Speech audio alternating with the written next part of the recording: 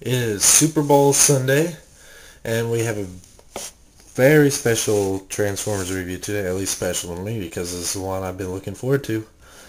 Now, normally I don't go for black repaints. I really usually don't go towards original versions of toys. I was really digging the original Incinerator mold when I saw it in the light gray and blue color scheme. Then I saw that Japan was getting a black version. I was like, oh, that's pretty cool, but not definite buy yet. Then I heard that the Japanese ones were coming with an Allspark cube, even though it is pretty small. It is kind of cool. I was like, oh, that's pretty tempting. Then I saw Ruben's review of the figure. I was like, that's it. I have to get it, and I'm glad I got it. Has the standard stuff. I'm not sure if that's American or Japanese version. It's so hard to tell with Hasbro's photography. But that's enough of that. On with the figure itself. Now we have Incinerator in his Osprey mode, and I had to actually look it up. The kind of vehicle this is by via what the hell, Michael Bay's commentary on the movie. I had the biggest brain fart. I could not think of the director of Transformers, but oh well. He is very nice. Much better in person than I thought it would be. I didn't think the black would be this dark. I think, well, black's pretty dark, but I don't know what I think. I thought it would be a little bit lighter than this. It's very nice.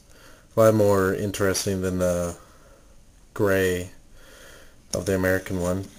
There's a little bit of purple and blue showing from the robot. Some robot shit, as Ruben put it. But it doesn't take away from the figure at all. Has a landing gear on the bottom, which can fold up. And the radar dish on the back, pull that back, and the blade spin. And that's for it when it's in helicopter mode and when it's in plane mode, I guess. Pretty neat. I really like that. And has three Decepticon symbols on it. One here, another on the other side, and one more which is a little bit darker on here. It has 0025 on both sides. Very nice looking. I think this is one of the few Transformers which I think I'll rather display in vehicle mode. It's just very cool to hold. And when I saw the Osprey units in the movie, I thought those are cool vehicles. I wish they would make a toy of that. And they showed a prototype at BotCon, I think, or it was like in pieces. Transformation was interesting, I found out, in the legs.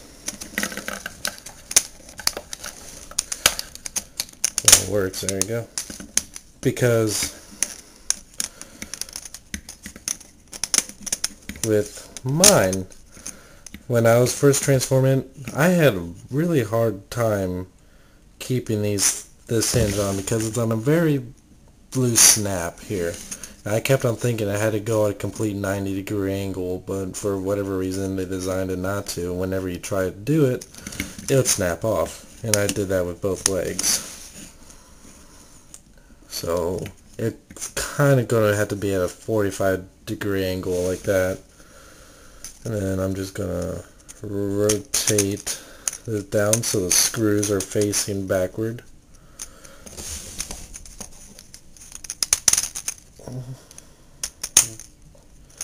Alright, then fold these out, which will become the feet and heels. Pretty clown looking feet if you ask me, but I don't care. They're a lot better than a 77 Camaro Bumblebee's feet. It's not hard to be really better than that though. Okay, fold these pieces down and then rotate the knee and out. You still won't, and once you get it around the leg, or once you get the knee around so it's facing forward, you can have it straight. You don't have to have it at the semi-angle that it was at. And then gonna pull these inward.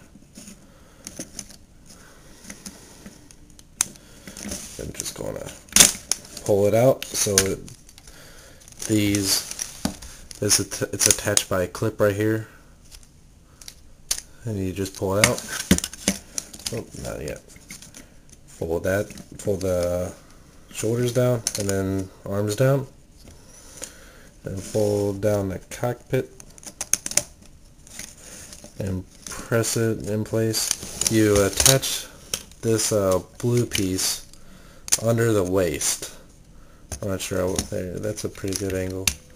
It's a little slot that this piece slides into. Barely holds on, but just well enough. And there's Incinerator in robot mode. Really cool looking. This is by far my favorite non-movie character from the movie line. Before then, I would say my favorite was RC, because it's based on G1 character, but I really like this toy. It's fun, it's cool looking, has a very nice feel to it. It doesn't feel like it's gonna break, except for the knees where you transform to robot mode. For a while, the blade hands are still, well, when they're not blocked, the blade hands did bother me for a little bit, but man, in person, this is an awesome looking toy. Very intimidating. And it comes with the Allspark. Let me get one of these guys just for a comparison.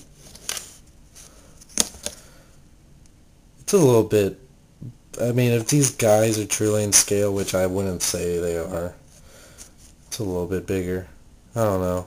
They're a neat little novelty. I would have preferred to have it bigger, like a Rubik's Cube sized, but because I could easily lose this. Has a little bit of sparkle in it too. Not really fully detailed, but what can you do with Allspark this size? And I'm definitely going to have to get another one of these, because at first I was going to leave him in the package because it's a Japanese exclusive version. I usually keep those in their boxes, but this toy is so fun. So I'm glad I opened him, so I'm just going to have to get another one to keep in the box, which will cost me plenty more money, but oh well, it's something I want and I can afford it. No eyes on the actual face, as opposed to the cardboard on the front of the box. He has eyes, kind of goofy looking, but still. I prefer to have a visor as eyes anyway. And I'm going to use a phrase that Reuven described as one of his toys. This is funky fresh. This is one awesome Transformer. Definitely, I mean, even if you don't want any of the characters and don't appear in the movie, just get this one. Don't think of it as a movie toy, because it is definitely one of the best of the movie line itself. Can't say anything else better, but if it wasn't for the knee joints being loose, it would be absolutely perfect. Highly recommend them. If you see them in stores, in America anyway, get them. Don't hesitate. You won't regret it, I promise. Until next time, thank you for watching.